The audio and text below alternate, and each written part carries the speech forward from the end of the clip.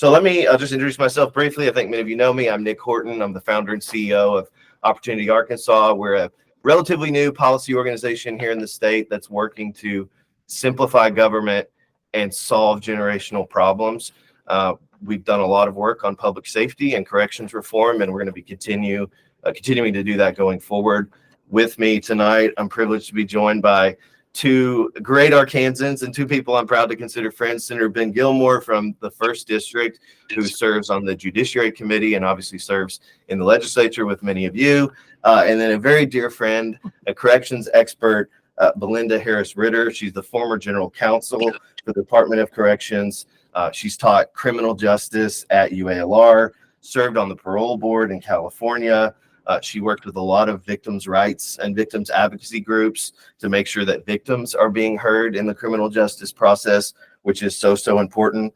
And I'm just really proud to call her a friend and glad that she's here. She's also a member of the Opportunity Arkansas Advisory Board. So we're really glad to have her with us. So let's just take a deep breath and just kind of lay some groundwork here about how we got to this point. Obviously, been a lot of things in the news the last 4 or 5 months. It's been kind of unavoidable unless you're just kind of got your head in the sand of the feud that's kind of going on, as I've described, between the Board of Corrections and the rest of state government. It's led to a lawsuit being filed, this illegal attorney being hired, the firing of Secretary Purfury, just back and forth. And there's been days and moments where I think I've thought this is ever going to end. Bilenda, let me just start with you. How did we get to this point? How did things escalate to this point that we're at right now? Well, I'm happy to start this topic.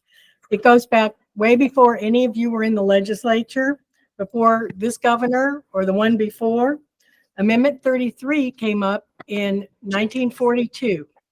It built the Board of Corrections into our Constitution.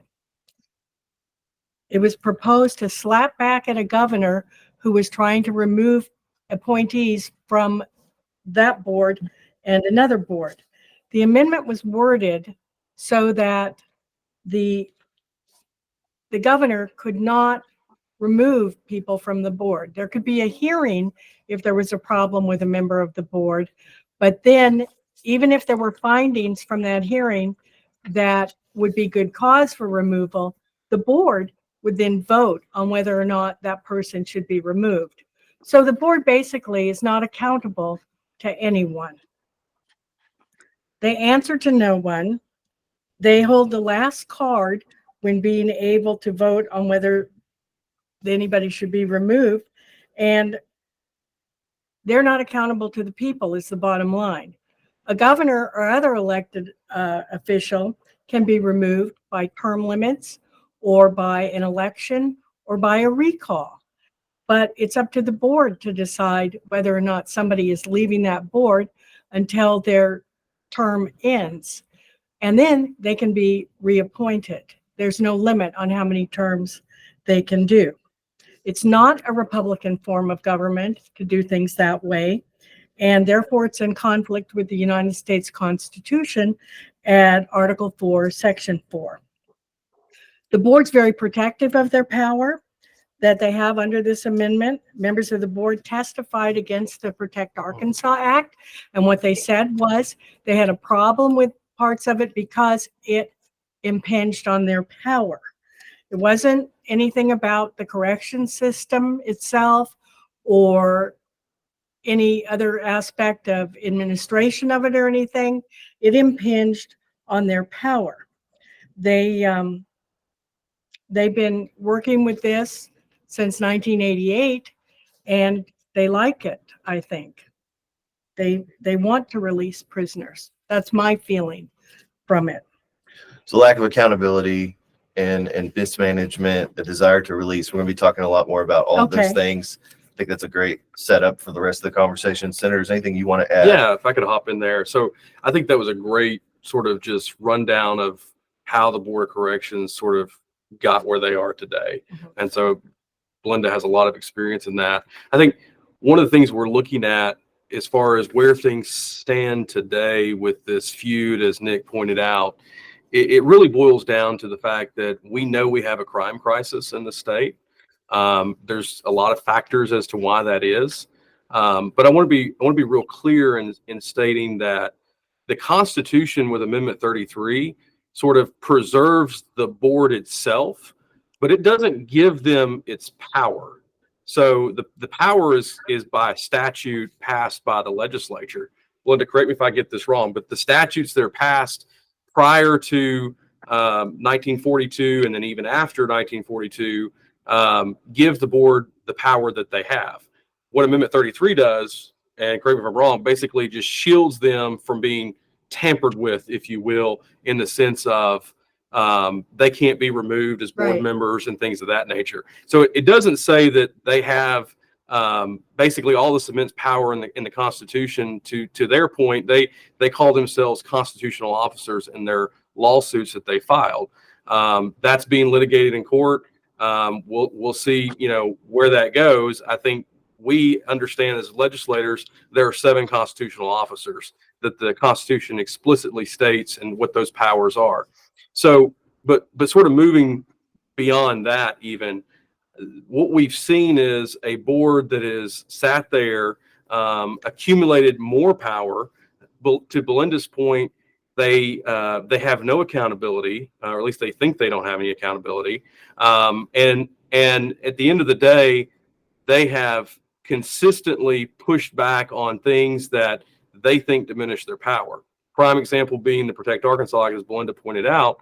When they testified in committee, just so everyone understands this, their testimony was very clear. They liked many of the aspects of that bill. In fact, they liked a lot of the bill. Their testimony says this. I think Nick has done a good job of sort of clipping that testimony and putting it out there on his website. The one thing that they said, and quote, that they were concerned about in the bill was, quote, it diminishes our power. So let's talk about what they said it diminished. In the Protect Arkansas Act, there was a provision that basically said that the divisions directors of community corrections and the division of corrections reported to the secretary. And I guess in their understanding, previously they reported to the board. So that was moved to report to the secretary.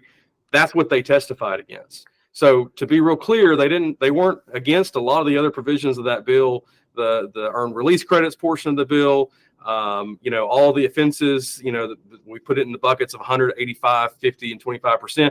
They weren't against any of that per their testimony.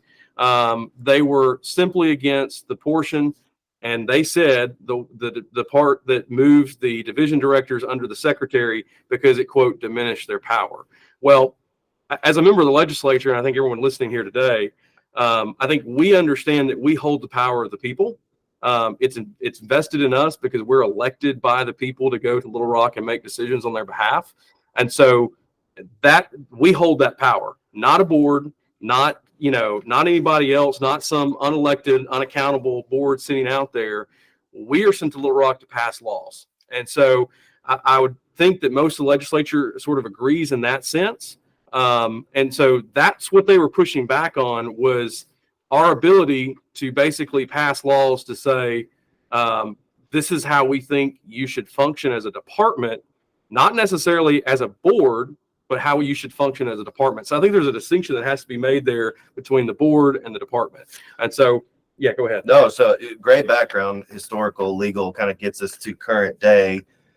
When we're looking at, if we want to talk about the success, or let's say the performance of the Board of Corrections or the outcomes of our corrections policy, I think you got to look at the results, right? You've got to look at the outcomes, and the outcomes that we're seeing in Arkansas today. And I don't think I'm telling folks listening anything they don't already know.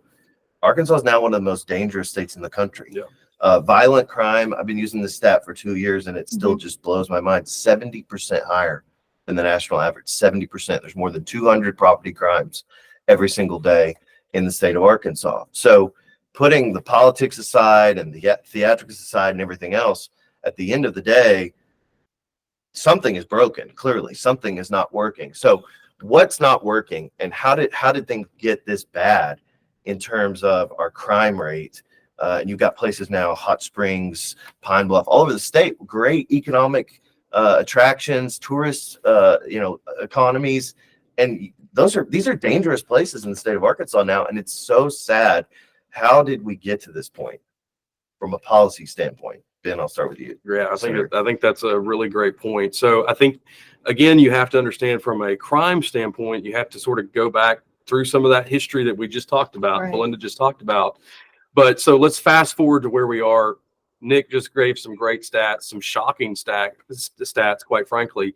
When you think about, I think one of the stats we talked about before, that well over 200 property crimes every single day committed in Arkansas.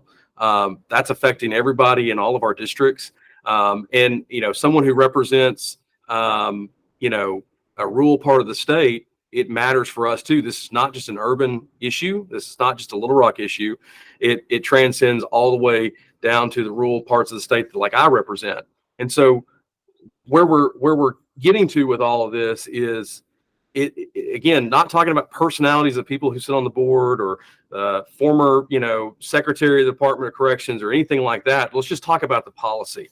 And what we've seen time and time again with this board is the catch and release policy that they push out. And what I mean by that is when you look at how they have run these prisons with very little programming. We've had testimony Not evidence-based. Well, right? I was about to get to that. Not evidence-based. We've had testimony in the recidivism task force where their own experts have said we don't have any evidence-based programming in our prisons currently. Now, that should be shocking to a lot of people. It was shocking to me when I heard that. What does that mean? That means that we're not helping address any of the problems that inmates have when they're going through incarceration. So like I've heard it said before, there's an opportunity, if you will, with incarceration.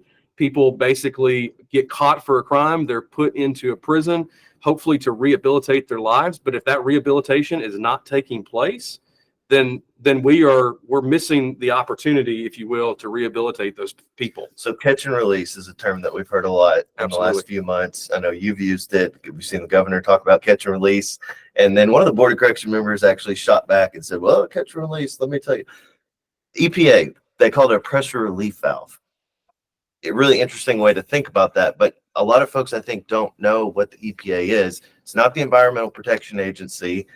It's bad, just like the Environmental Protection Agency, but that's not what we're talking about. Emergency Powers Act predates COVID, goes back to the late 80s. Bilenda, would you give us a little bit of history about the EPA? Because when we talk about catch and release, that's really the crux of this. Right. It is the crux of this. The Emergency Powers Act was in 1987. It went into effect in 1988. It allows for the release of prisoners within 90 days of their parole eligibility. Now, you may think, well, that's not so bad, but there are ways of manipulating classifications to change when people are going to be eligible for parole. So there's that aspect of it as well. It was expanded from the original just release of prisoners when it was overcrowded. Now it includes when there's jail overcrowding, because as you all probably know, we have state prisoners in county jails because they don't have room for them in the state prisons. So that aspect was added into it as well. And eligibility can be manipulated. One of the other things that comes into this is everyone knows about the Emergency Powers Act, and relatives of the inmates contact members of the Board of Corrections to ask them if their relative is going to be on a list that's going to be available soon. When they're getting out, it's constant. And you can FOIA the lists of communications between the board members and relatives of inmates. So you can see for yourselves that actually goes on. Victims don't have contact like that with the board. The board members listen to these inmates' relatives, plead their cases. They put them on the EPA list and they let them out. The board was very unhappy with Secretary Proferi because he did not let anybody out under the EPA. Senator, and Yeah. I think just one thing I'll have you touch on as well. I think there's a myth out there that EPA, you talk about early release, it's only for nonviolent offenders. It's a total myth, and I want you to maybe touch on that as well, but I know you had something else to add. Yeah, no, I think, again, Belenda's really good at sort of giving this context and this history of what these things are especially from a legal expert. And so that's really, really helpful to have. And so I'm gonna boil it down just a little bit more so everyone sort of gets the impact this has. Nick really did a great piece. I think it came out today. Yesterday. Just sort of breaking down. I'd suggest you go read that. A lot of great information. Bilenda pointed out a point though, with Secretary Porphyry. One of the things that they didn't like, the board didn't like with the secretary, is his stance on we shouldn't just be releasing these prisoners willy-nilly, if you will, out into our communities. And then we also tweaked the EPA in the Protect Arkansas Act. So there was yet another offense that they didn't like on maybe what they considered their powers. But let's talk about the EPA, because I think it's important to really get into that. So we're talking over last, just say decade, thousands and thousands of people have Almost 30,000. Almost Yeah. 30,000 have been released under the EPA Emergency Powers Act.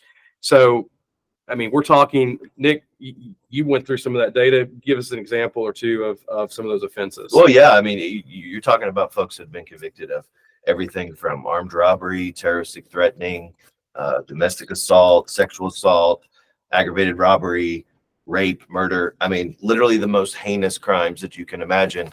We got a list of all of the releases, about 700 releases in the year 2022. Yeah. And those were the types of crimes that we found. So there's this myth out there that, and Bilenda, could talk about this a little bit as well. There's this myth that it's just, someone that was arrested for a victimless crime or a marijuana charge or something like that. And certainly there are cases like that. But there's this whole other category of folks that are being turned loose and having their sentences just cut by fraction of what they're supposed to be. So I just want to jump back in there real quick. So when you talk about the EPA, how do we trigger the EPA? Well, they have to be within 98% capacity within the facilities. Okay, so how do you get to 98% capacity? Well, everyone's thinking, oh, well, we're over capacity right now. We've got more inmates than we got beds, yada, yada, yada. Well, make no mistake, this board has consistently voted to lower the rated capacity of the facilities. What does that mean? They have taken beds offline to trigger the EPA. I'm going to say that one more time. They have taken beds offline to trigger the EPA. Think about that. Think about what it means to actually take a vote to say we're going to lower and reduce our bed space so that we can now use this lever of releasing inmates. You talk about exasperating the issue of county backup in our county jails. This is exactly what is feeding that problem. Is when you're releasing inmates, you know that some of these are habitual offenders. They're going to go and reoffend. They're going to show back up in those communities. The sheriffs are going to have to deal with those people time and time again. And it's all due to the failed policies of this board saying, you know what, we're going to reduce the capacity of our prisons so we can trigger, be within that 98% range of capacity, trigger the EPA, and then we're going to vote time and time again to release those people. And you may say, well, why would they do that? Is it staffing issues and other things? That's what they would argue. A lot of that is related to staffing. I would say that when Secretary Porphyry was at the helm, he was making a lot of changes, some of which now that he's gone, they're actually implementing because they were good ideas. But he made a lot of changes to address the staffing issues, to basically reprioritize staff, to make sure that, maybe we shouldn't be sending staff on 3-hour trips to guard prisoners to fix, in one case, playground equipment in a small rural town. Christmas lights. Hang Christmas lights in the city of Malvern. Those are the kinds of things, if you have an issue of being able to staff your prisons, do you really think it's good policy to be hanging Christmas lights in the city of Malvern? Again, not just Christmas, not a war on Christmas here, just so we're all clear. I'm all about hanging Christmas lights, but let's just think about what our priorities are. But there's a trade-off, right? Because if you're saying there is a trade-off, we're going to send, and you need more personnel outside of the prison walls than you do inside the prison walls. Right. So you're taking staff outside of prison to Ones be able who to could do be these. guarding prisoners Right. inside the walls, you're sending them out to go with a small detail of prisoners to go hang Christmas lights. I use that example. I mean, that's a real example. But those are the kinds of things that if you're going to make change, if you're going to say, hey, should we be taking more prisoners out of the county back up and bringing them into into the state prisons and incarceration, to do that, I think that's important. That's a priority. Maybe we shouldn't be out, cleaning up playgrounds or hanging Christmas lights. And that was one of the things that Secretary Porphyry immediately saw when he came on board was, hey, maybe we should question some of these practices. The board didn't like that, clearly. So catch and release, EPA is a big part of that. We also hear a lot about revolving door, this revolving door of our prisons. What's the revolving door? Why is that continuing to happen? Well, I mean, I think I sort of touched on it with the EPA. I mean, when you are releasing habitual offenders, you sort of expect, I mean, look, my sheriff alone, Ashley County, it's a relatively small county, about 20,000 people. He has a binder of inmates that he has caught repeatedly. I think 300 and some odd inmates that he's caught repeatedly, that he's kept a file on all of them. And the binder's about that thick. These are all people who've been in prison. These are all people that he would like to send back to prison, but he's having to catch them multiple times again and again and again, and it's adding to that continual backlog. So when you talk about the revolving door, those are the kinds of things we're talking about. In addition to that, and cut me off at some point because I can talk a long time on this. But another thing that you have to think about too is when you don't have evidence-based programming in the prison, you're not addressing needs that prisoners have to cut down on the recidivism rate. And so what does that mean? It means we're literally housing prisoners, and we're basically incentivizing them through the way the prisons function now to get back out, reoffend, so they end up right back in. We're not stopping that cycle, if And that makes I sense. want to add, just jumping back a little bit to what you had said before about Secretary Porphyry, he sounded the alarm right when he got here. And in April, he was interviewed by KHTV. That is available online. He also had testimony to the legislature, to various committees. He testified to the legislature just in November. And you can check it out for yourself. It's online. Yeah, I want to add real quick to that. That's Sure. a great point. So you do need to go watch that clip. He testified. I think it was one of the only times he testified, unfortunately, in front of ALC in committee, where he literally made statements where he sounded the alarm, but he also made statements to the effect of, I am accountable to you and you're accountable to the people of Arkansas. I think it's safe to say from things that I know, he was chastised for making those types of statements and was penalized for that, because the board says, no, that you shouldn't be making those statements because we're the final say. Right. And again, I just want to point back to, as the elected representatives of the people, you've got, again, a rogue board that's unaccountable, unelected, but yet they're acting like and claiming to be constitutional. And they're officers. not, I mean, in their mind, they're not accountable to anyone, right? They don't think they're accountable to the legislature. They don't think they're accountable to the secretary. They certainly don't think they're accountable to the governor. There's no other place in state government where things work that way, right? Where you have a state agency or a board that has no oversight and no accountability whatsoever. And I think that explains a lot of the results that we've seen with this crime crisis. Yeah. Want to be mindful of the time and make sure we have questions. So last question for y'all, and then we'll transition into Q&A with folks that are on the line. And Bilenda, I'll start with you. We talked a lot about policy. We talked a lot about stats and data and all of this. But one of the things I love about both of you and your work on this issue is you always bring it back to the people that are affected, the victims that are affected by these broken policies. And so often I think that just gets lost. It's just easy to lose sight of that. What's the effect on Arkansans that have been through some of these and been victims of some of these heinous crimes, to just see these folks go into jail for a few months and then get out and then offend and then go right back into jail. What does that do to the families of folks that have lost loved ones, that have been victims of crimes themselves? What's the effect on them? It's a very devastating effect on them. It makes them feel like there is no justice in the system, that crime victims have completely been left out. As Nick said before, I've represented a lot of crime victims in criminal cases in other states where that's allowed. Victims don't have that right in Arkansas. But I got interested in corrections and crime victims' rights when my parents were murdered. So I can tell you from our own experience, the man who murdered my parents is still in prison. He is not eligible for parole, but he applies for clemency. But because of this, a lot of people who have been through similar situations, who do have to go before the parole board, who do have to worry about when that person is going to be out or where they are, have contacted me and talked to me about how can we do things differently? Why aren't we considered? Why does the parole board go meet with the inmate, but not with the crime victims? Why do the inmates' families get to talk to the board members of the Board of Corrections, and we have no say in that?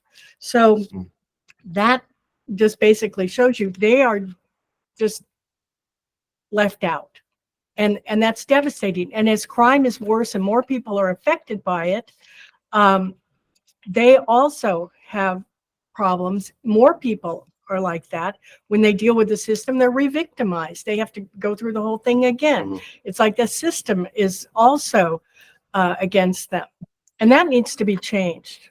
That's a great point. I want to give just a real life example. We actually wrote about this in a column back in 22 when we were talking about this. Actually gave this real life example. So a guy by the name of Jarvis Dillard was released far too early from parole. He had 40 disciplinary actions against him while incarceration. So that alone, frankly, in my opinion, should have kept him from even being released, but he was released. But he was driving through the Walmart parking lot in Monticello, Arkansas, which is my district, high on methamphetamine, high on THC, when he tested positive for both of those in a toxicology or a drug test. And driving through the Walmart parking lot, struck and killed an elderly woman in Monticello, Arkansas, who was loading groceries into her car. You want to talk about real world impacts? When we have a revolving door of people that are being released. We have the EPA that's being used, the way it's being used. You talk about re-victimizing people. I mean, these are all the things of why it matters, why we should care, because that is a real life example. She would presumably still be alive today had that guy not been released. So real world example, when you think about what are the impacts in each of your districts, that's the impact. Well, and it's a really interesting exercise too, when you see these headlines of these heinous crimes that are happening. Grab the name of the perp and go do a Google search and see. And I mean, I've been doing this for several months. You'll be surprised how often you'll find this was not the first offense. Right. I mean, more often than not, I'm finding these folks that are committing, especially these violent crimes, have very long rap sheets and very long criminal histories. A lot of them have been paroled. A lot of them have been EPA'd. It's a very simple problem in a way, and it's easy to identify. In some ways, the solutions seem easy too, but we've just got to have the will to do it. So I want to thank our panelists and our experts. Very grateful for each of them being here. Hope this has been a very valuable discussion for each of you.